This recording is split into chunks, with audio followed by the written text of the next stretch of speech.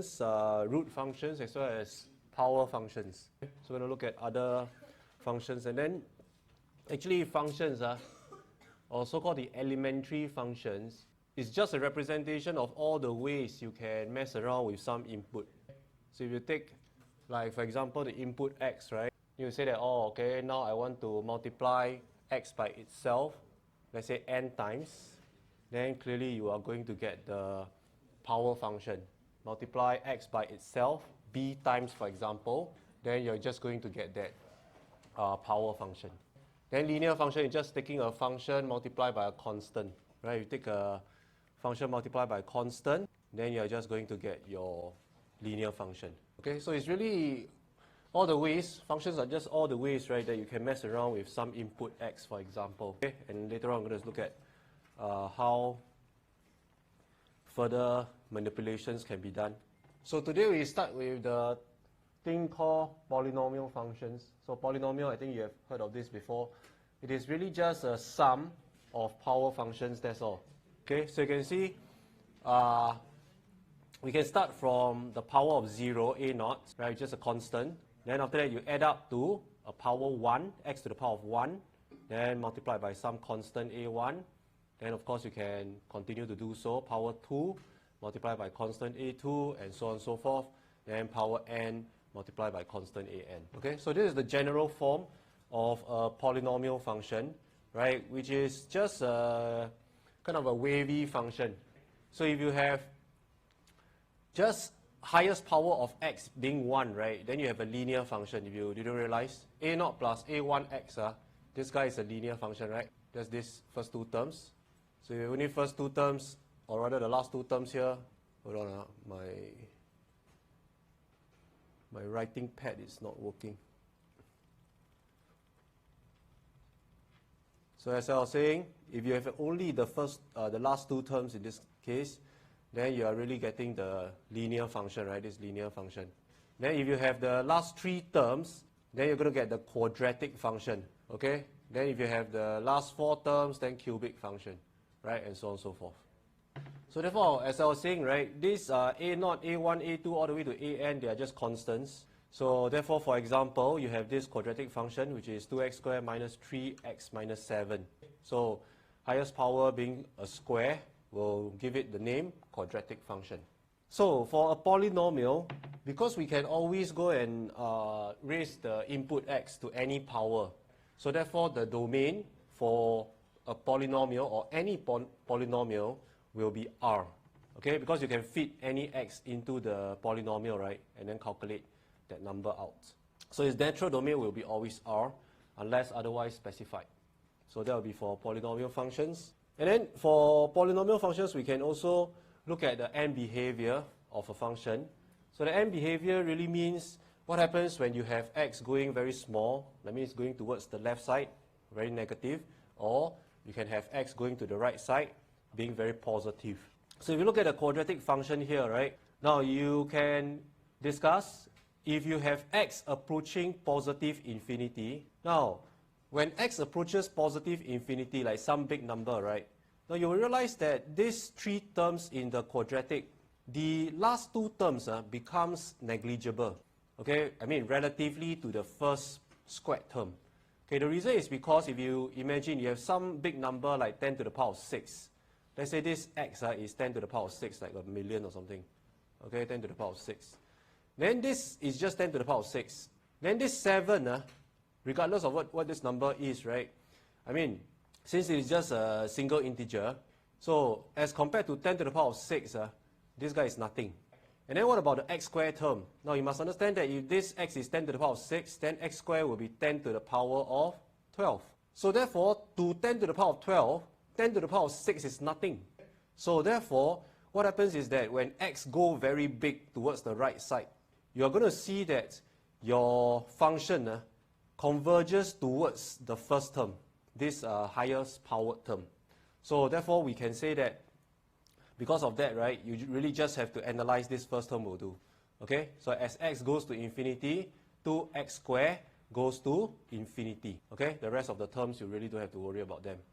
Okay, so therefore we write in this case that the limit as x approaches positive infinity of f equals to positive infinity. Okay? So this is a first introduction on the limit operator. This is a limit operator or limit notation. Okay? And now we're going to delve into limits in the second topic, which is the prelude to your derivatives. Okay, so limit definition is very important because it's applied to derivatives, it's also applied to integrals. It's all about taking limits. Okay, so we're going to come back to this later on in more detail.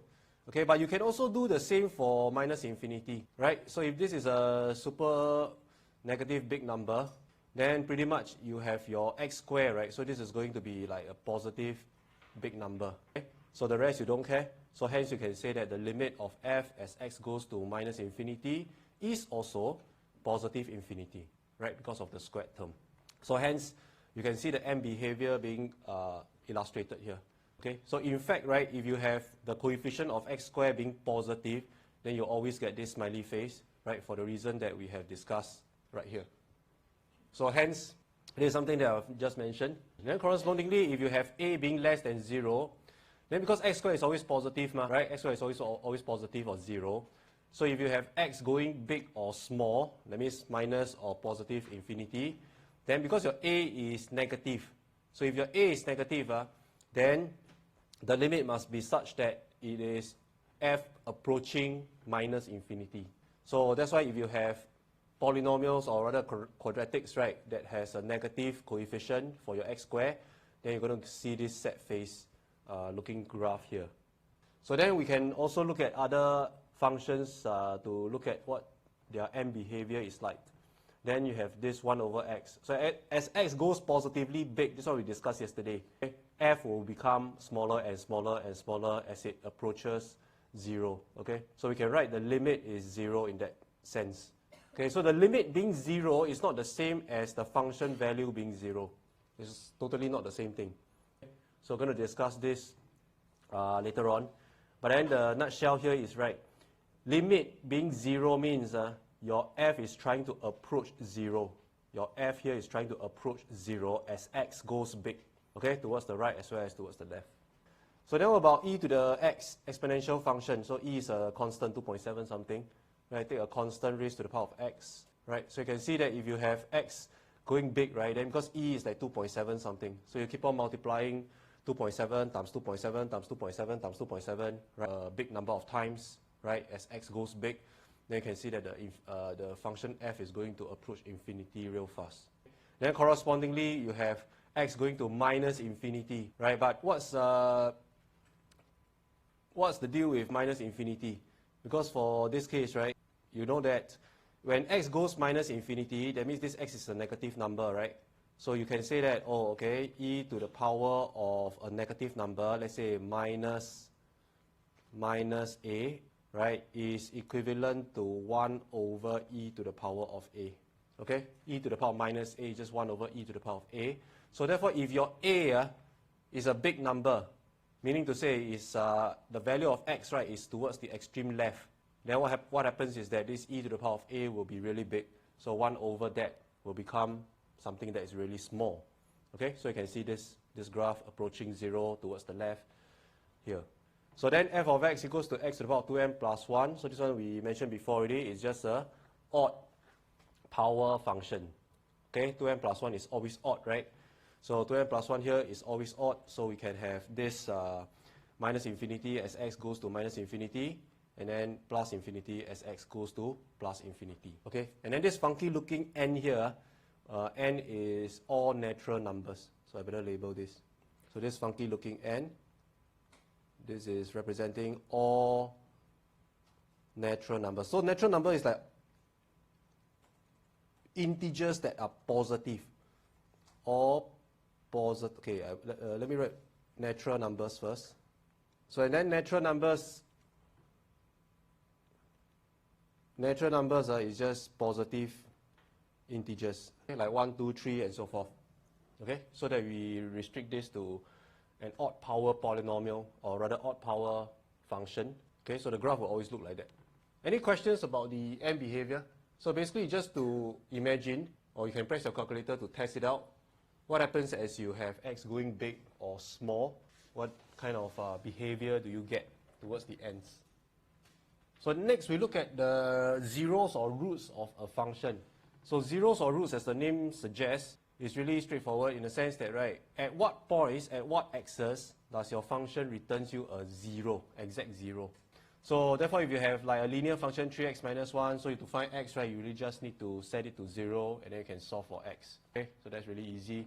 And then for the quadratic function, to find the roots, okay, so what we do is that we set quadratic to 0, then generally we have a root formula, or if you can factorize into integer factors, like you can see the factors quite easily, then you can do that. And therefore you can solve for x equals to 2 and 3, and that's illustrated by the graph here. Do I need to go through how to factorize quadratic? Good, okay.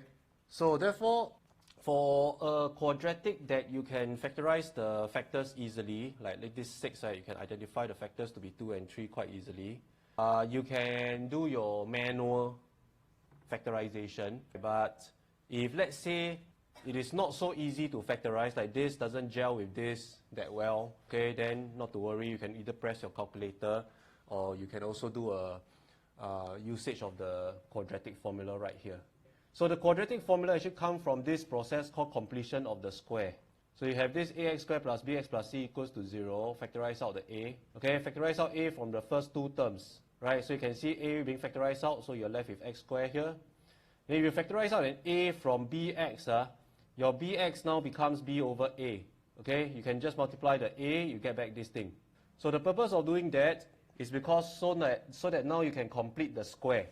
So what do we mean by completing the square? Completing the square really means, right, you make a perfect square. So that means you go and add this b square over 4a square, right? Or in a nutshell, completion of the square will just mean that you look at your b over a. Okay, you don't really care what is this number, right? And then you always just add. So to complete the square, you just add b over 2a whole thing square. b over 2a whole thing square. Okay, so if you add b over 2a whole thing square, right, it's really the third term. You see, this is your b over 2a whole thing square. Okay, so you notice that once you do that, right, this part, this whole thing, is this thing. This whole thing, x squared plus this second term plus this third term, this is what we call a perfect square. So much so that, right, you can have x plus b over 2a whole thing bracket square. If you expand this out, right, you'll get this. Okay, that's the purpose of completion of the square. But then the issue here is you cannot anyhow add terms, right? I mean, how can you like anyhow change the original equation and just add some random term inside? So obviously you have to minus off that same term. Okay, minus off the same term. So when you do that, right, this is going to stay outside, as you can see. Okay, but this is just really a bunch of constants, right? Then what's your objective? Your objective is to solve for x, what? Then your x is inside this term. So it makes sense to just throw the rest of the terms on the right-hand side. Then after that, isolate your x. So this is what gives you your quadratic formula. Is that all right? Okay, so you don't really have to memorize this or anything. But the completion of the square, you will need to know. Okay, how to complete the square? It means regardless of what this coefficient of x is, right, you always just divide by 2 and square it. Okay, add it up to the terms here in order to make a complete square. Okay, this one you will need to know because in your Math 2, I think. Yeah, Math 2 definitely you will need completion of the square in the process of doing this Laplace transform. But in any case, I will demonstrate it again when the time comes. Okay, so just keep this at the back of your mind. So that's your quadratic formula. Okay. Then if you look at the expression, this thing like we learned since Sec 1, right? Is that right? No? Maybe Sec 3? I thought it's Sec 1. Solving for the roots. No? Nevertheless. So if you look at this quadratic formula, okay, I don't think I need to demonstrate the use of it, right? So it all depends, I mean the type of roots depends on this b squared minus 4ac. B squared minus 4ac. Because b, a, and c, a, b, and c are just constants, constants in your quadratic expression. So therefore you just have to sub into this formula, press your calculator, you get the answer. Okay, and then this b squared minus 4ac is going to dictate what kind of roots you have, and that's called the discriminant. So you can see that if this b square minus 4ac is less than 0 means this guy here is trying to root a negative number. Let's put it here for ease of referencing. So this b square minus 4ac, if it's negative, then you are trying to root a negative number. So can you root the negative number or not? The answer is yes, but you don't get a real number as an output. Yesterday we talked about this, right? So, but you can root it, and then you can get a complex number. So therefore, if you have complex roots, or what we call no real roots, right? That means actually your quadratic function does not intersect the x-axis. Because there are no real solutions. Okay? Because remember, this thing comes from setting this f to 0, the quadratic function to 0. And if you cannot get any real solution that is on the x-axis, that implies that you have no intersection. Simple as that.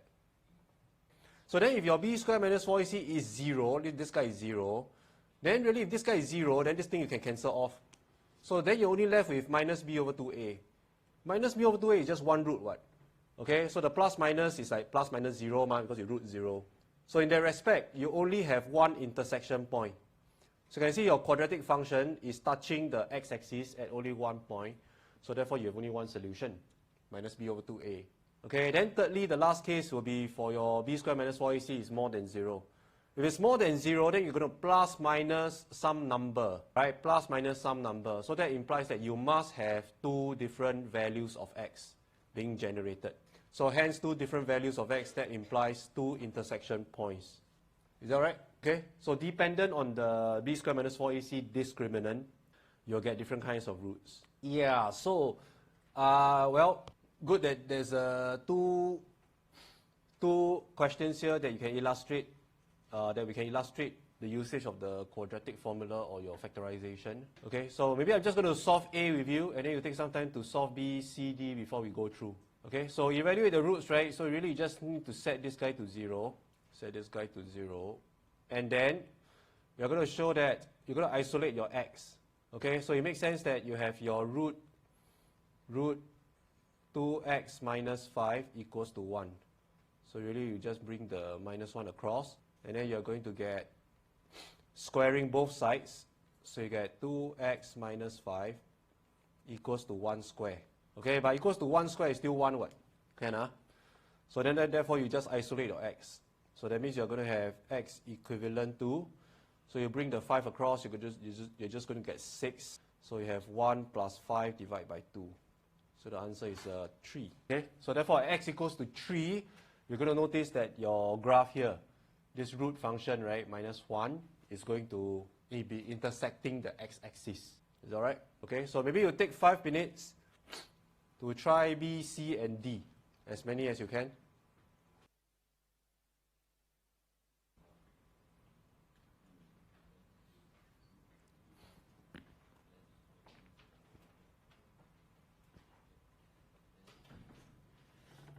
Okay, I'll go through. So the second one, right, you can see that this guy, if you set it to 0, so this is a 12. So I think you can imagine that the factors are 3 and 4. Okay, I don't know, there's a minus 12, right? So that minus 3, 4, or 4 minus 3. Then this is a minus 1. So therefore, you have to have minus 4 and 3. Okay, so therefore, you can do your manual factorization. X minus 4 and x plus 3 then. Okay, so minus 4 times 3 is minus 12. And then you get this minus x when you have minus 4x plus 3x. So from there, you can get your roots more or less directly. So this x12, right, will be 4 and minus 3. Okay, so those are the two roots of the quadratic here. And then for the third one, if you set it to 0, so then you realize that this 5 here, I mean, the factors in terms of integers are just 1 and 5, right? Okay, 1 and 5, then you don't know how to get this 4 here. So therefore, you can use your root formula. So your root x12, so your a, b, and c will be 1, 4, and 5 respectively. So then you have minus b, right? So minus 4 plus minus root b square, which is 4 square minus 4a1 and c, that is 5. So then that's dividing by 2 times 1. Okay? So therefore, if you work this out, right, you're going to get minus 4 over 2, so that's a minus 2. Then you have a plus minus. Then this guy is going to be a root of a negative number, right? So therefore, this is going to be root 60 minus 20. So it's going to be root minus 4 over 2. You still have an over 2 here. Okay, so in this case, right, you have your minus 2 plus minus. Then it's a minus 1. So you can have root minus 1 times root 4 divided by 2. But the root minus 1 is just I. That's an imaginary number, I. Then this root 4 is 2. So 2 over 2 is just 1. Okay, so it's really just minus 2 plus minus I. So these are imaginary roots. So it's also telling you that your function is not going to intersect the x-axis. Is that right? Any questions? Okay, so no intersection.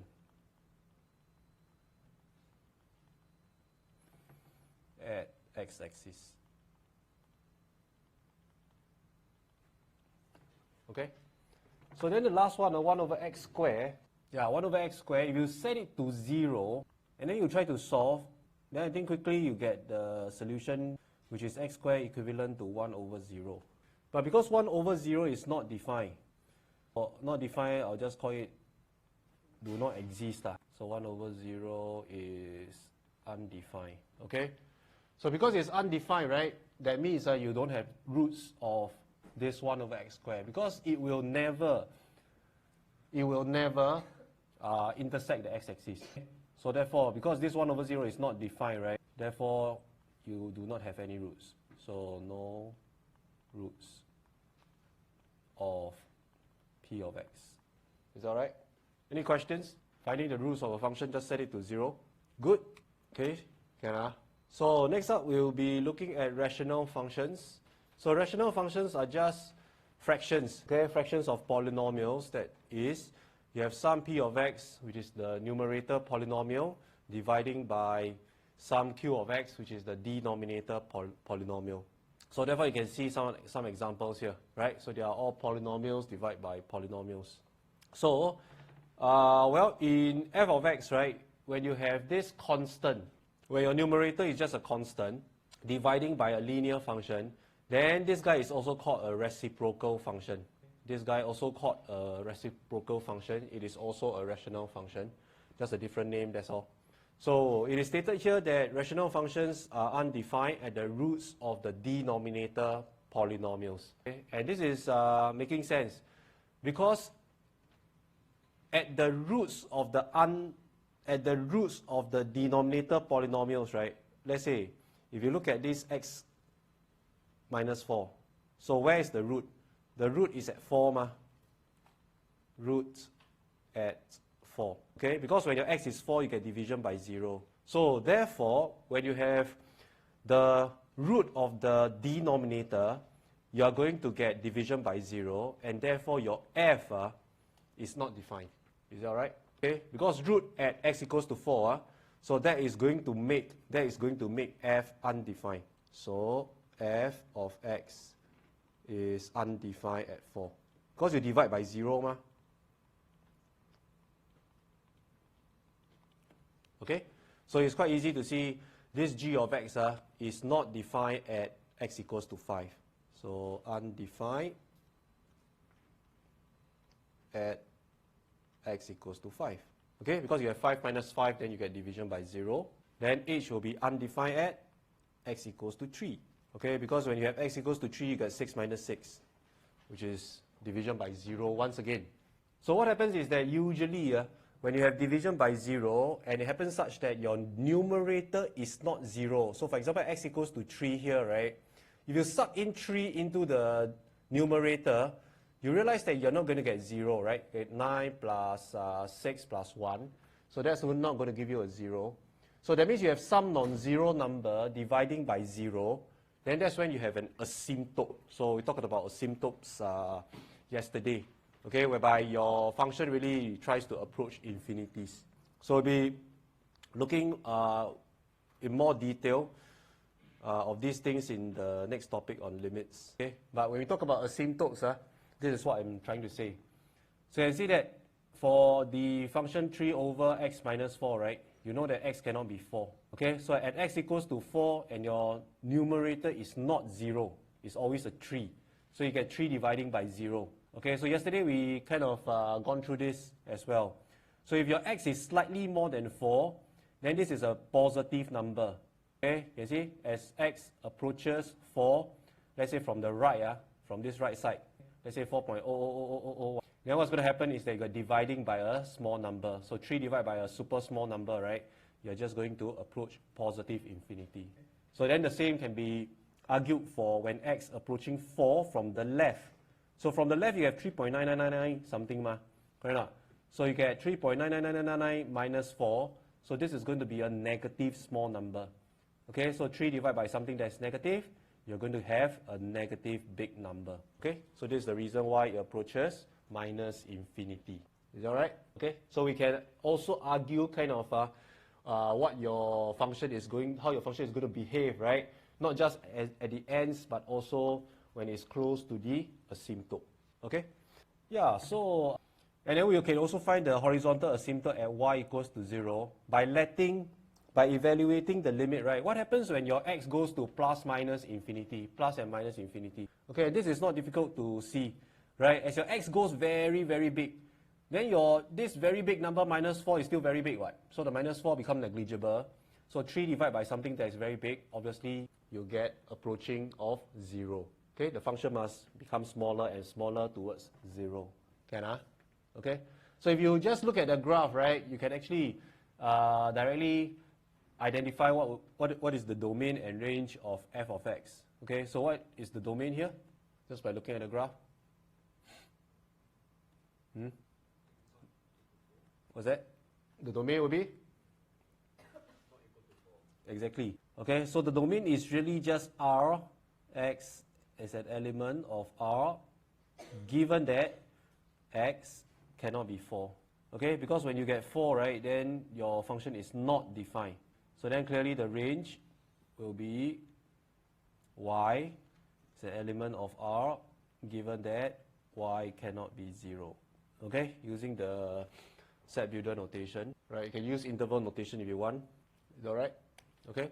Yeah, so then we have an exercise here that is to determine the roots, asymptotes, and state the domain and range. Sure. And then sketch the graph. Okay, so maybe you guys have a shot at that. 5 minutes before I go through.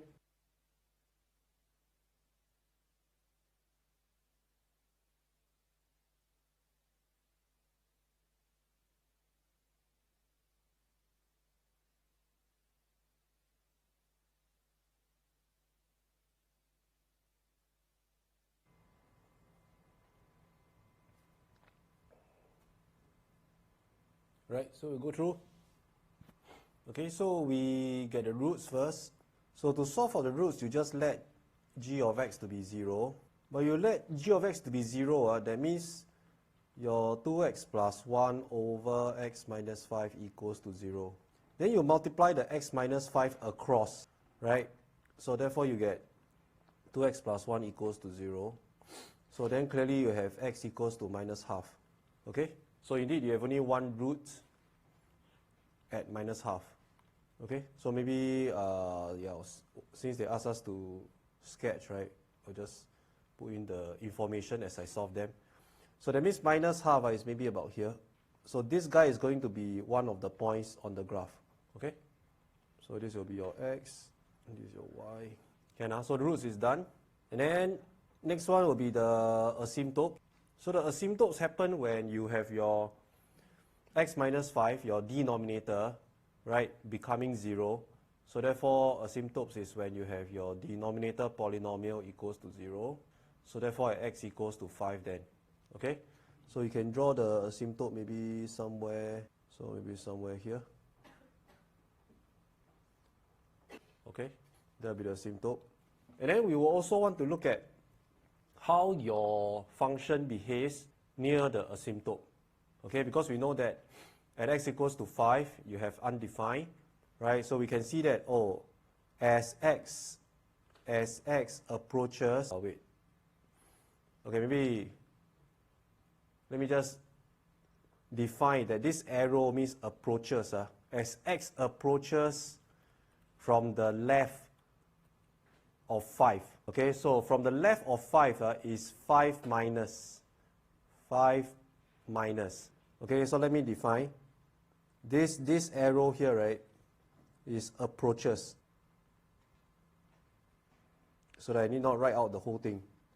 Then 5 minus here, right, means from the left of 5. This guy, left of 5. It means less than 5 lah.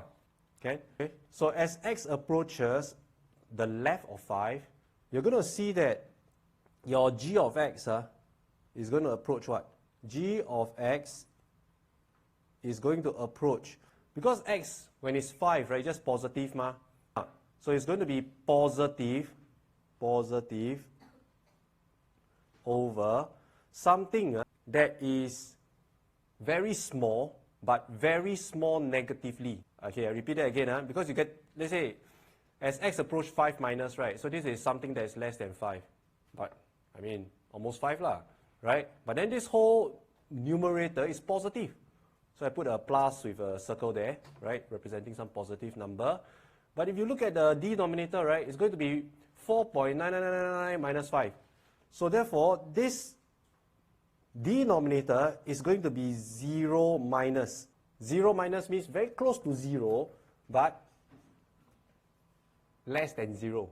So therefore, this thing is going to be infinity, right? I mean minus infinity, because you got some positive number, right, that is dividing by 0, but that 0 is on the left side of 0, meaning to say it has a negative polarity to it. So therefore, this g of x, right, is going to be negative infinity.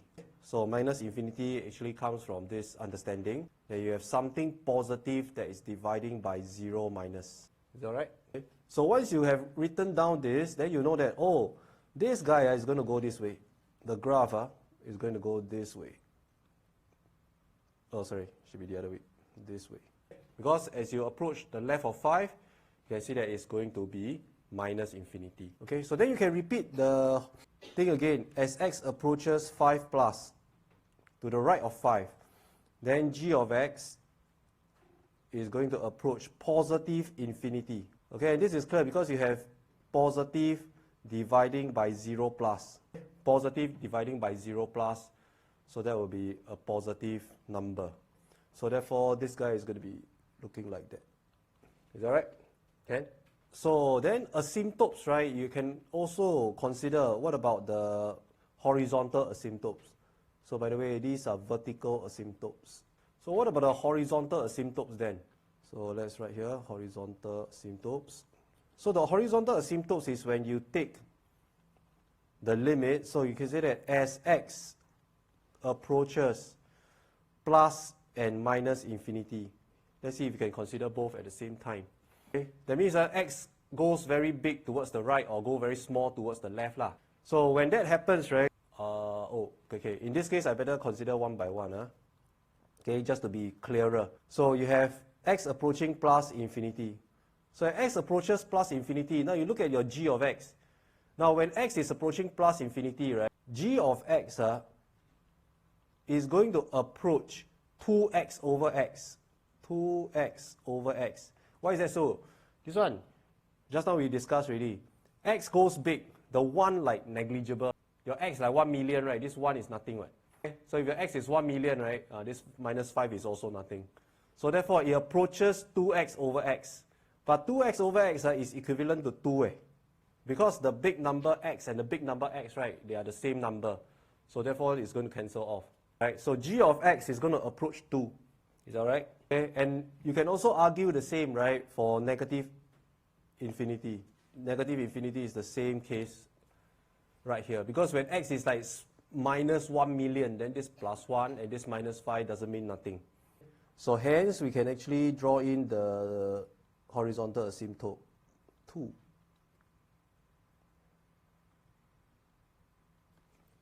Okay? Yeah, so once we have that, right, actually we can sketch the graph already. Okay? So therefore, the graph will probably look something like that. Right? So from here, we know that this guy is going to go up, and this is an asymptote.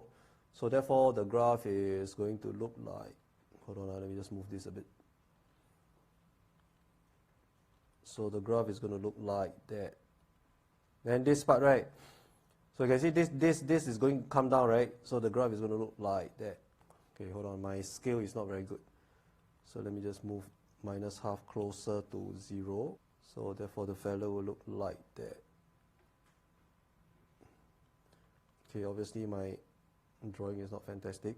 Okay, something like that. So let's draw the arrow to show. Okay, of course if you plot in decimals, it will be much nicer. Okay, so you must follow the information that we found. Okay, and certainly then we can write the domain and range quite easily. Okay, so the domain will be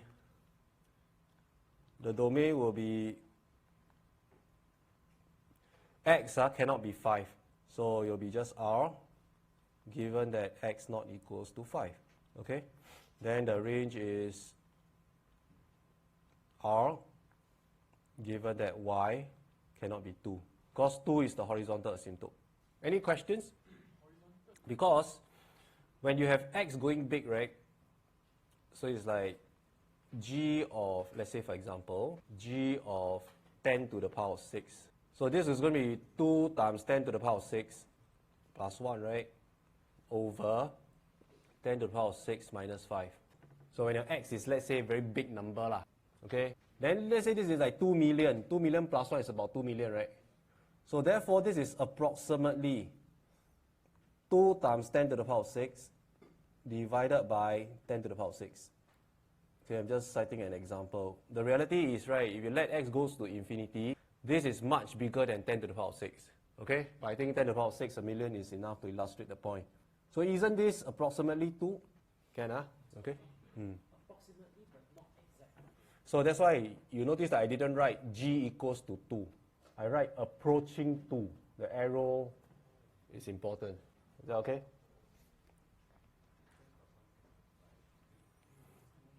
Any other questions? Okay, so this will be for the rational functions. So now we talk about another function type called the trigo function. Okay, this one is usually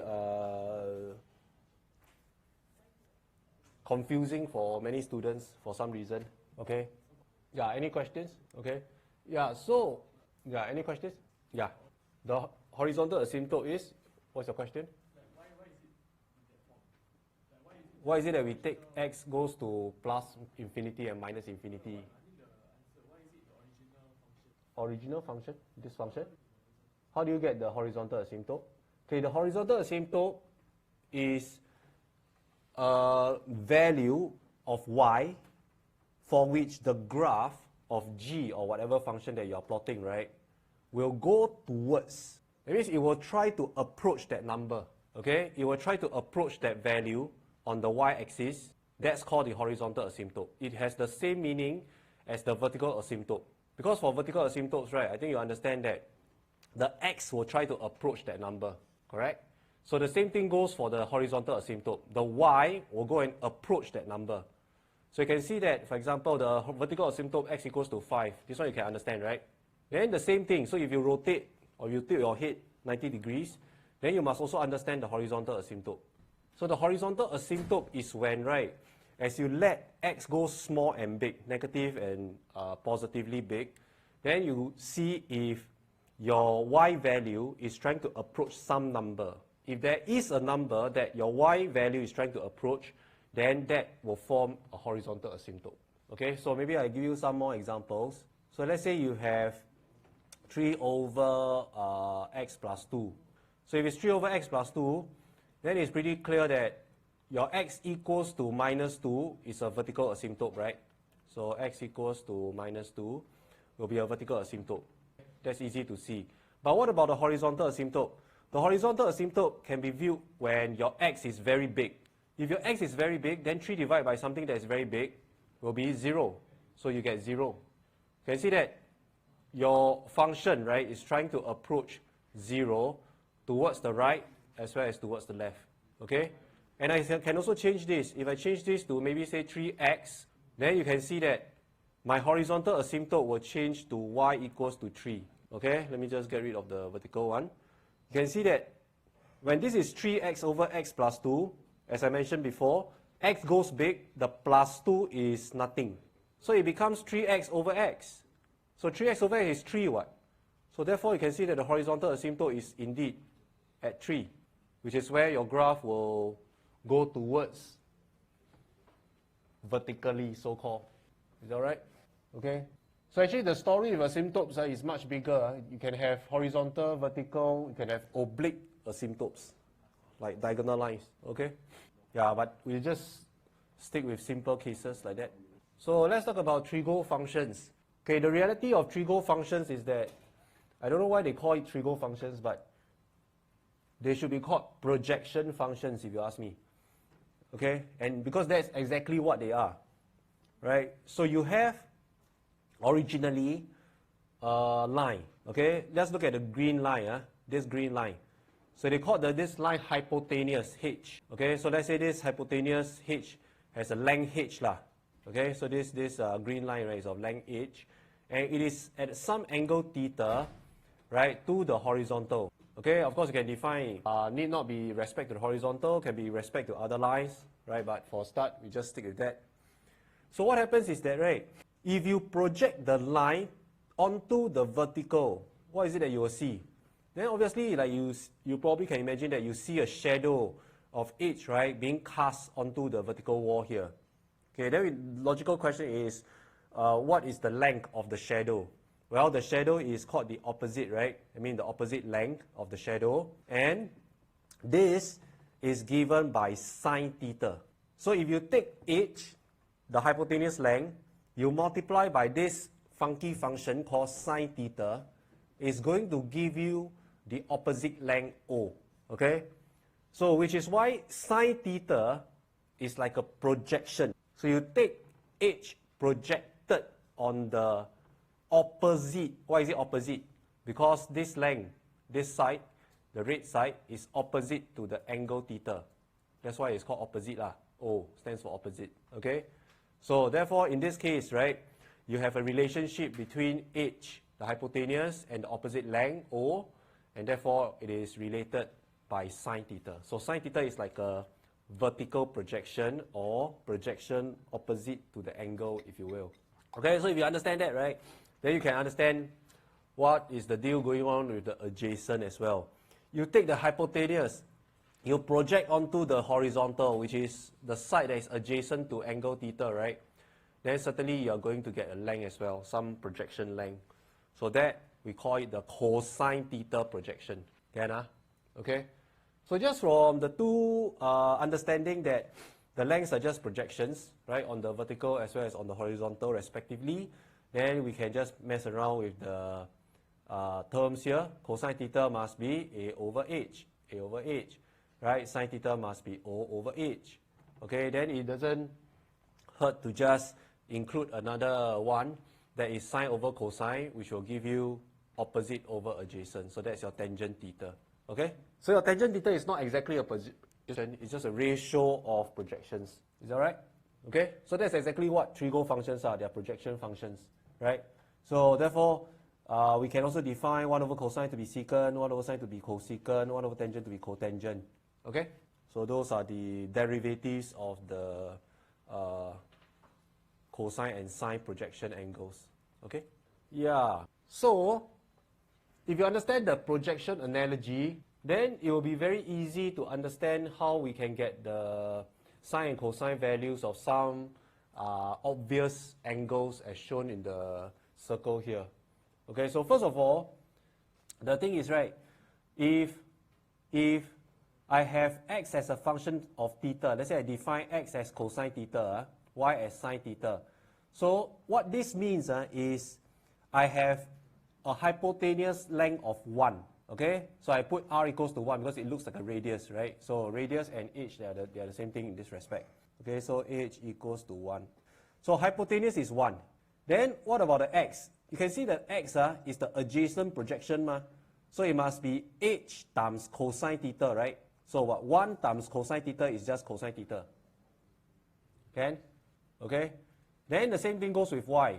Y equals to h, which is 1 times sine theta. So this is the y coordinate. So at a point on the unit circle, because your radius or your hypotenuse is 1 all across that circle, the xy coordinates will be given by cosine theta for x, sine theta for y. Is that alright? Okay? So therefore, cosine theta, sine theta will output the coordinate for that unit circle. Okay? If your radius is not 1, if your radius is r, then quite simply it will be just r cosine theta and r sine theta for the x and y coordinates respectively. Just multiply by whatever radius you have. Any questions on the definition of sine and cosine or cosine and sine on the coordinates of a unit circle? Okay, then it will be quite easy to see. You don't even need to memorize. Right? I mean, of course, you can press your calculator. Okay, but if you understand the projection analogy, right, then immediately I ask you, oh, what's cosine 0? You will tell me it's 1. Immediately. Cosine 0 means, right, your this radius is on the x-axis. Your radius is on the x-axis. So when that happens, right, what is cosine theta? Cosine theta must be the full length of your hypotenuse, which is 1. Because you are making that length or radius lie exactly on the x-axis. So cosine is going to be giving you the x coordinate. So therefore, it has to be 1. Okay? And then the same thing goes with the sine. So the sine got to be 0. Right? Sine 0 is 0. Sine 0 is 0. Why is that so? Because if you have the hypotenuse which is lying on the x-axis, right, and you try to project onto the y-axis, what do you get? You get a point, It's like you try to look at the hypotenuse from the right or the left. Then you just see a point, what? So the point has no length. So therefore, sine 0 must be 0. Understand? Can Okay? So if you understand this, right, then of course you can also understand that, oh, what about when I have sine 90 degrees or sine pi over 2? So sine pi over 2 will mean that the whole hypotenuse is on the y-axis. So when that happens, right, the whole length of sine must be 1. You are looking at the whole length of the hypotenuse. So therefore, sine 90 degrees or sine pi over 2 must give you 1. That's the entire projected length. Then cosine 90 must be 0 or cosine pi over 2 must be 0. Right? Because you are looking at the top, from the top. Then you look at this projection, then you're just going to get a point on the x-axis. So a point has no length, so therefore it has to be 0 length. So therefore cosine pi over 2 is 0. You get that? So therefore I think you can also understand why cosine minus pi over 2 or 3 pi over 2. Right? Cosine pi over 2, cosine 3 pi over 2 is going to be 0. Okay? Sine 3 pi over 2 is going to be minus 1, right? Because effectively you are getting this entire hypotenuse onto the negative y-axis, right? So this point going to be minus 1. So if you press the calculator, sine 3 pi over 2, you are going to get minus 1. Is that right? Okay.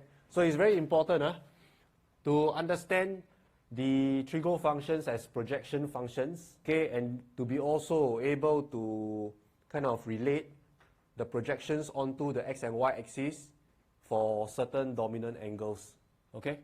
Because it will assist your physics greatly as well. Your physics got the motion, right? X and y, then after that you have your resolution of the forces in some angle. Then you have to know the cosine and sine also. So it's the same thing, right? I give you the force, then I'll give you some angle. Then resolve onto the slope direction or whatnot, right? Then it's cosine or sine. Cosine or sine, you see whether the fella is adjacent to the angle or opposite to the angle, that's all. Okay? So therefore, it's really the same stuff that you are learning in your physics. Okay? Yeah. So this will be showing you how you can get the cosine and sine for some dominant angles such as pi over 4 and pi over 6. Right? So for pi over 4 is really easy. Because we get this isosceles right angle triangle, very nice. Okay, so because our radius is 1, right? So we have the Pythagoras theorem being applied. So which is x squared, there's the length x, and the length y, plus y squared equals to 1. Okay, but because x equals to y, because you have this hypotenuse that is of 45 degrees, so x is always equals to y. Okay, so you get x squared plus x squared equals to 2x squared equals to 1. Right? So therefore you isolate x. Isolate x, will give you root 1 over 2. But root 1 over root 2 is the same as 1 over root 2. Okay? So clearly 1 over root 2 must be cosine pi over 4. Okay? And because y equals to x, y must be sine pi over 4. Okay, which is giving you the same number, that is 1 over root 2. Can I? Okay, then what about the pi over 6 and pi over 3 angles? Well, you can also create this isosceles triangle here. In fact, this is equilateral. Okay, equilateral. So you can see that this angle is pi over 6, right, which is 30 degrees. Then this pi over 3 is 60 degrees. Can you see? So therefore, you can observe that 2y must be equivalent to 1, right? Because this is equilateral, right? So this is 1, this is 1. So therefore, this must be 1, okay? So this whole length must be 1. This whole length must be 1 because the triangle is equilateral, okay? So if this is 1 and this is like, not even, but reflection over the x-axis, so this must be half and this must be minus half, okay? So it's pretty clear that 2y must be equivalent to 1, okay? Because y is half. Can you see, okay? So therefore, because this is half, right, then on the opposite, you are having the opposite to the angle pi over 6. So therefore, sine pi over 6 must be half, okay? This side, sine pi over 6 must be half. Then cosine pi over 3. So cosine pi over 3 is also this angle. It's also this side. So therefore, it must be also half. So sine pi over 6 and cosine pi over 3 is the same thing. Is that all right? Can okay? Then, of course, we can find out what is cosine pi over 6 as well, okay? We can find out what is cosine pi over 6 as well. We just make use of the Pythagoras theorem once again. You see that? So x squared plus y squared must always be equivalent to 1 because your radius is 1, hypotenuse is 1, okay? So then what about your y squared? If your y is half, then your y squared must be 1/4. So you bring the 1/4 across, you square root, you're going to get x equals to root 3/4. Root 3/4 is the same as root 3 over 2. Okay? So therefore, this length must be cosine pi over 6 and sine pi over 3. Can I? Okay? So therefore, this will be showing you some dominant angles. Okay? And then trigo functions, I think you have seen those before, which is showing a periodic function, right? So the periodic function, right, representing the projections respectively. So I want to show you that animation because it's really nice to understand this guy.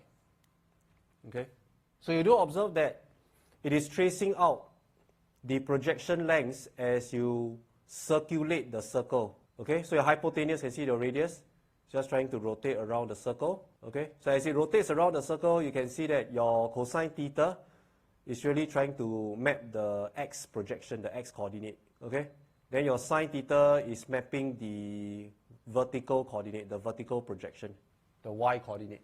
You see?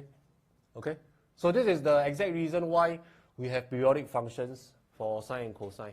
Because every one revolution, right, you have the same circle being traced out over and over again. Okay, so therefore that's your projection functions. Okay, so therefore we have every 2 pi, you have the same number. So cosine theta plus 2 pi and cosine theta minus 2 pi is going to be the same as cosine theta.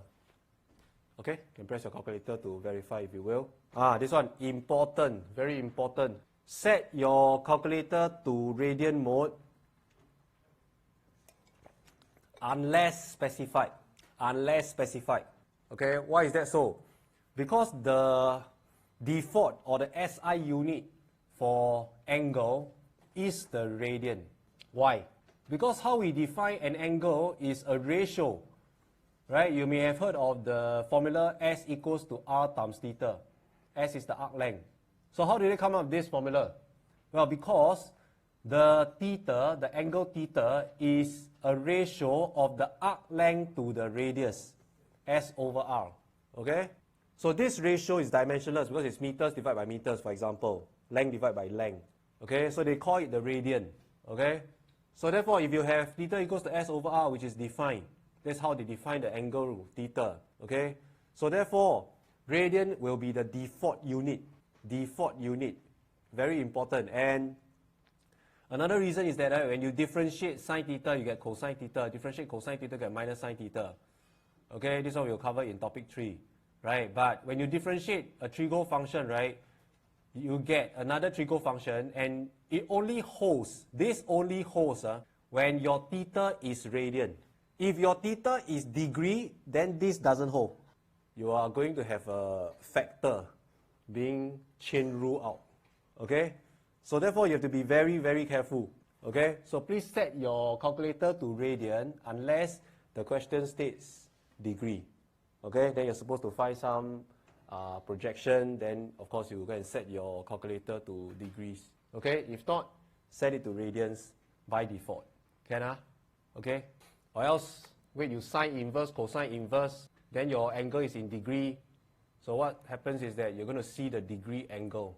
Okay? And then sometimes when you sine inverse, cosine inverse, right, you didn't realize that, so you write down the answer which is in degree mode, then everything is wrong from that point onwards. Okay?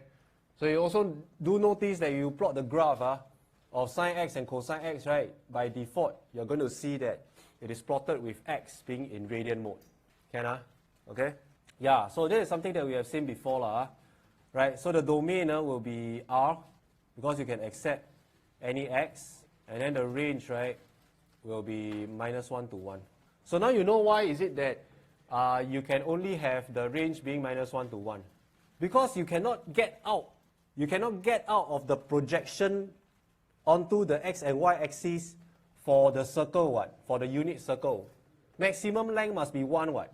Then minimum length here must be -1. So how can you get out of that circle, that unit circle? You are trying to get the projection within that unit circle. Agree, Okay, so it's not possible to give you 2. How can like sine something give you 2? Okay, the whole circle is of radius 1. You tell me how you get 2, looking at projections. Okay, understand, So therefore, I hope this makes logical sense, right? Radius will be always -1 to 1 for sine and cosine x. Okay? Any questions? Understanding here? Good. So this exercise is trying to once again test you on the roots and asymptotes. Okay, sketch it in -pi, 2pi, and what's the period here of tangent x? Okay? Wait. Okay, I have a lot to cover. Okay, so maybe I'll go through this directly with you. Okay, just to save some time. So supposed to determine the roots and asymptotes of the function tangent x. Okay, and then we're supposed to sketch it. So first of all is that we understand that tangent x, as we defined earlier on, right, is just sine x over cosine x. So we just make use of the same understanding of how we get asymptotes. Okay? So first of all, we get roots first, right? So let's have roots. So roots will be, basically you just let f of x equal to 0. So when you do that, right, you get sine x over cosine x equals to 0. But when you multiply the cosine x across, you get sine x equals to 0. So when is sine x equals to 0? What will be the x values for which sine x equals to 0? Okay? So that means the hypotenuse must be lying on the x-axis. Then your sine projecting on the vertical axis, right, will be 0, like that. Okay? Sine is equals to 0, right? You want sine is equals to 0. So you just imagine like that. Okay, then your hypotenuse must be like that or like that, right?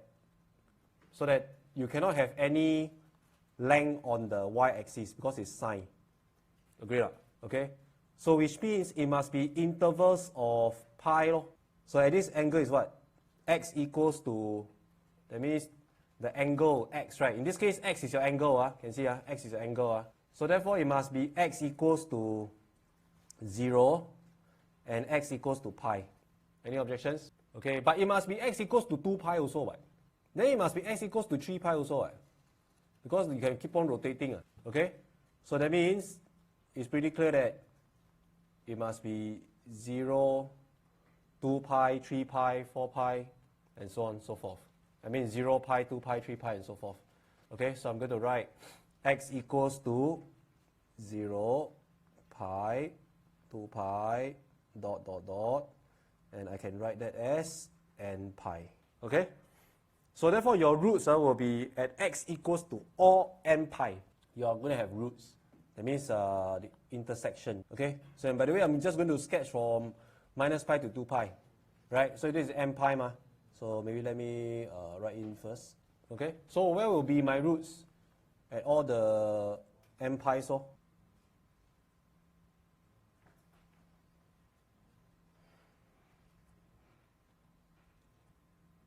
Is that right? Is that okay? All the roots, so I have intersection points at those axes. So next will be the asymptotes. Why this guy got asymptote? Because you divide by cosine x. That's the definition, okay? So therefore, asymptotes will be at cosine x equals to 0. Vertical asymptotes. Vertical asymptotes. So you just let cosine x equals to 0, because the denominator ma. And indeed, cosine x can be 0 at some axes, at some angles. So therefore, what will be the x values for which cosine x equals to 0? So I think you also can see that, oh, that means must be the hypotenuse must be vertical. Correct? When the hypotenuse is vertical, then your cosine will be 0 because you project onto the x-axis, right? You can't see nothing, it's just a point. Okay? So therefore, what will the angles be? The angles will be pi over 2. X equals to pi over 2. Then this one is what? 3 pi over 2. But you rotate another round, 5 pi over 2. Then you rotate another round, 7 pi over 2. So I think you know where this is going. So it's always in terms of some odd number of pi over 2. Yeah, so this one will be pi over 2, 3 pi over 2, 5 pi over 2, ... So therefore we can just abbreviate this as 2n plus 1 over 2 times pi. Because 2n plus 1 is always odd number. Okay? Yeah. So therefore the asymptotes will be... Okay, hold on. Let me lengthen this a little bit.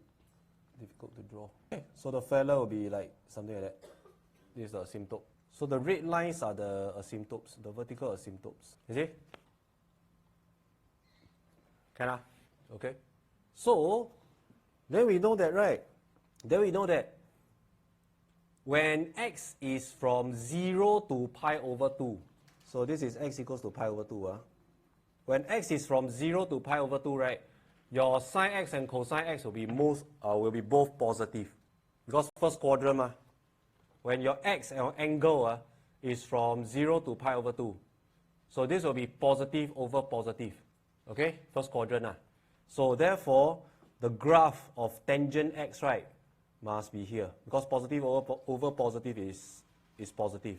So then this is asymptote. So it must be like that.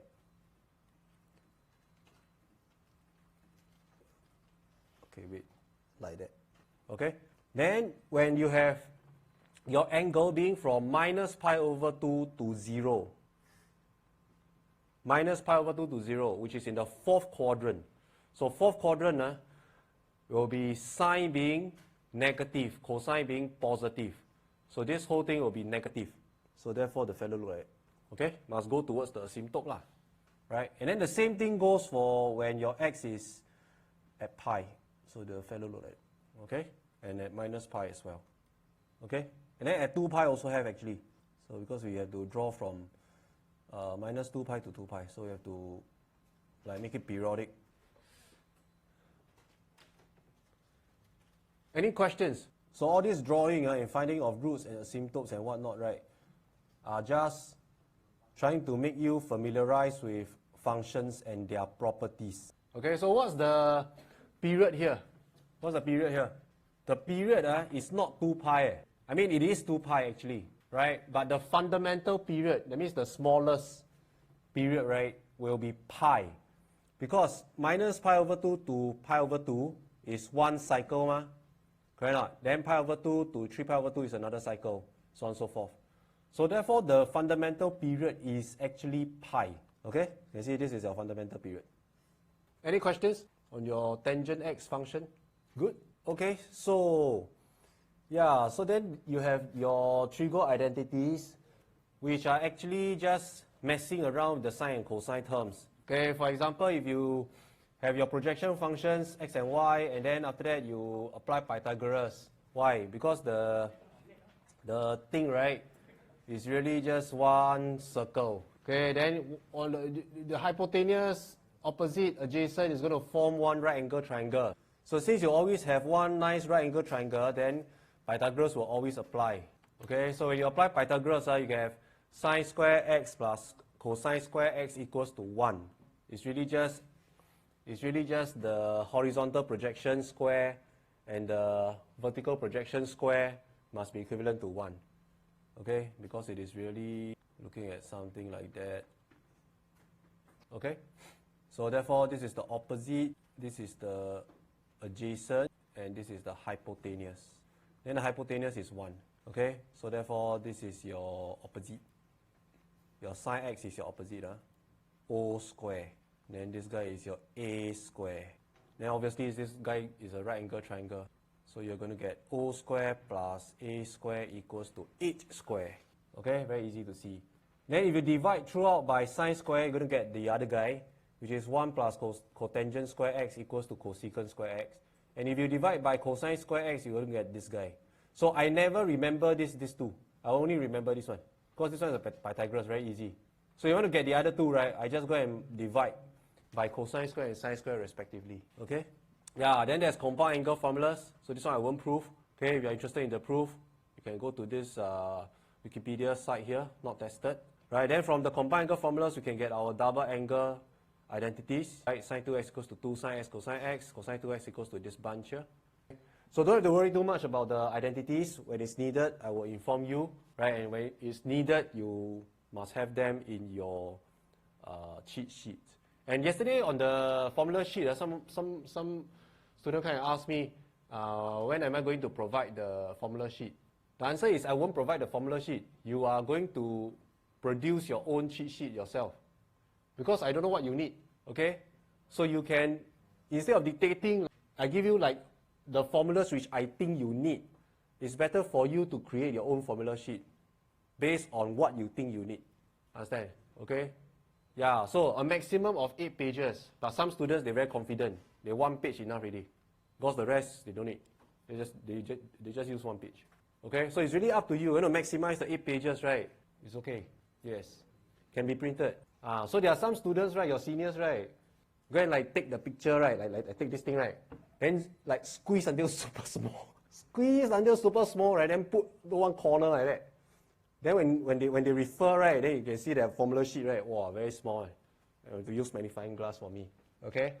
So I leave it up to you. You want to like squeeze a lot into the 8 pages. I think some of them managed to squeeze the whole lecture notes into the 8 pages. It's okay, up to you.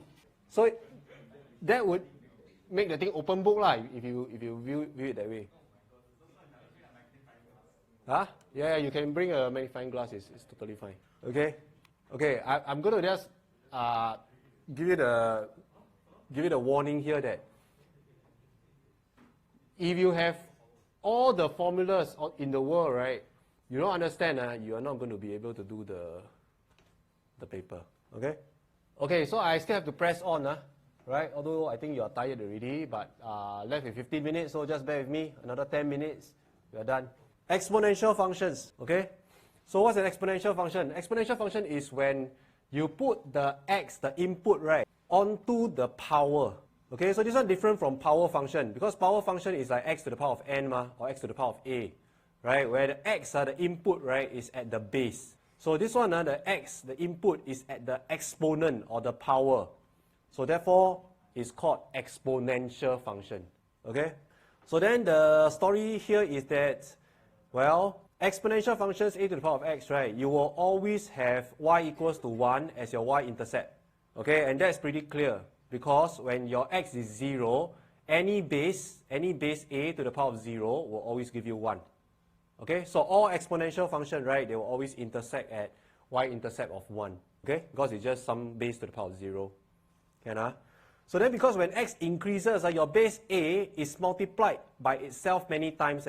So if x is, let's say, 3, is a times a times a.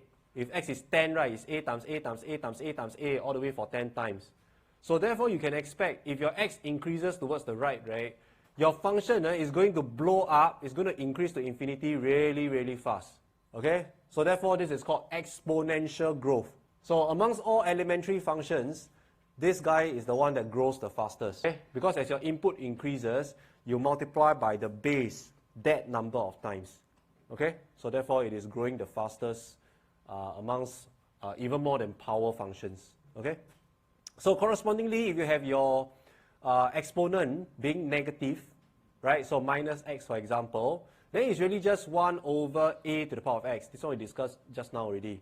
Okay, so in that respect, really, as your x increases, then you have your denominator being bigger, so therefore you can see that your function is going to decrease. Okay, so this guy we call exponential decay. So it all depends on whether your x is positive or negative. So those are exponential functions. Okay, and these are the laws of exponents or the rules of exponential functions, which is really easy to understand. Okay, so well, I'm not going to go through everything, right? Maybe I'll just go through B, and then I'm just going to prove E using B, just as an exercise. So you see what's the deal with AX over AY? AX over AY is really A you multiply by X times ma. Can see here? AX over AY, X, A, the base A you multiply X times. Then you divide by A multiply Y times. So then you just go and cancel, lor. Okay, divide throughout. So after you divide, right, what you're left? You're only left with A multiplied by X minus Y times. Okay, so that's the reason why you have A to the power of X minus Y when you have A to the power of X divided by A to the power of Y. Is that right? Okay, so then C and D will be pretty easy to understand, right? You can really just look at the diagram here and then understand yourself. So then what about E? Because since secondary 1, we have been taught that any base to the power of 0 is always 1. Is that legit or not? If you think about it, this is something that you have been told. I don't know whether you have been asked to prove this or not. Okay, so it's not difficult to prove, right? Because if you look at B, then you pretty much know that you can actually prove point E using B already. Okay, so the truth is, well, A to the power of using B, right? So really you just have to let, for example, y equals to x.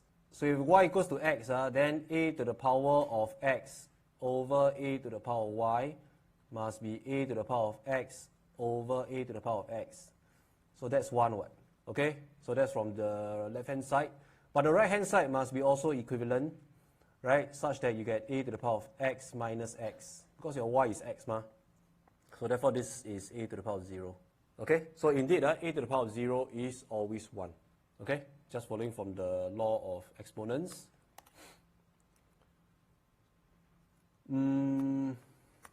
I think I will stop here. Okay, so next lesson we'll be continuing on the combination of functions, and then we will be completing topic 1. Okay, right, so the plan for next week will be finishing topic 1 lecture material on Thursday, and then Friday we'll be going through the tutorial questions. Okay, that's the plan.